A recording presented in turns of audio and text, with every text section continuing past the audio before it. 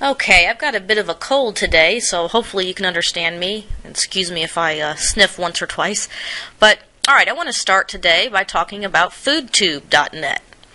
In case you haven't heard of this site yet, you know, trying to come up with new home-cooked meals for the family can take up a lot of time.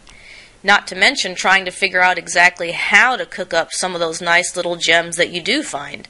Like, how in the world do you make tiramisu anyway?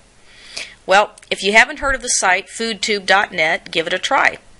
This site provides new and different recipes with a twist. Each recipe is accompanied by a video tutorial showing exactly how to cook the dish. It's a nice little twist if you ask me. For those of you that are like me, shall we say culinarily challenged, that's a nice accompaniment to have a video right there showing you how to cook it. And they even have tutorials on basics like how to cut a pineapple and how to season a cast iron skillet. Those are a real help. And there's all sorts of recipes and dishes are available. They have everywhere from the lowly cheese nachos and super simple gumbo all the way up to Italian asparagus prosciutto and Brazilian brigadeiro dessert.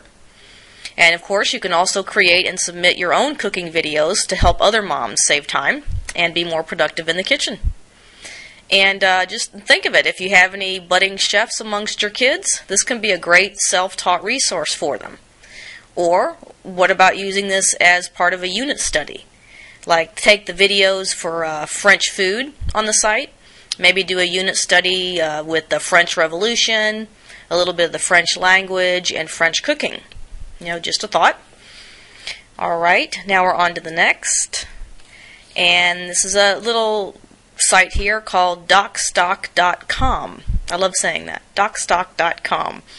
But this site is where you can find just about any type of document that you might need without running down to the office supply or scouring the internet for a usable copy.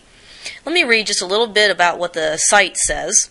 From the site, they state that DocStoc is a user-generated community where you can find and share professional documents, find a vast quantity of high quality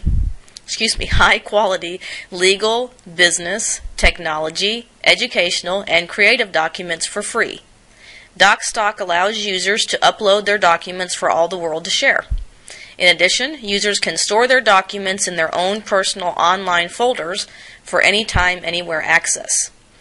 So that's from the site, and there's just about any sort of document imaginable on there, anywhere from promissory notes to business startup expense sheets to cleaning charts to budget planners and more. I wrote down a few examples. From the technical category, there is disaster recovery plan for your website. That could come in handy. From the financial category, dispute letter to credit reporting agencies. From the creative category, a camping trip planner. From the educational category, top 100 tools for learning, concentration tips for students, and motivating students to learn. So, you know, while only the educational and perhaps creative categories would have documents that you'll actually use in your homeschooling per se, the other categories have documents that you just might need in general, and this is a good way to get them quickly and easily. Of course, anything that saves you time elsewhere makes schooling time less rushed and stressful as well. And just a note here, all the documents are uploaded by other users. So, you know, you might find, you know, Aunt Eunice's personal budget planner or a pool cleaning checklist from some guy in Idaho. And I wouldn't count on the enforceability of the legal documents, but, you know, it's a great place to find some gems with the minimum of time and effort. Alright, now we have KeyXL.com. And what this site has is just a whole lot of keyboard shortcuts that most of us have never thought of before.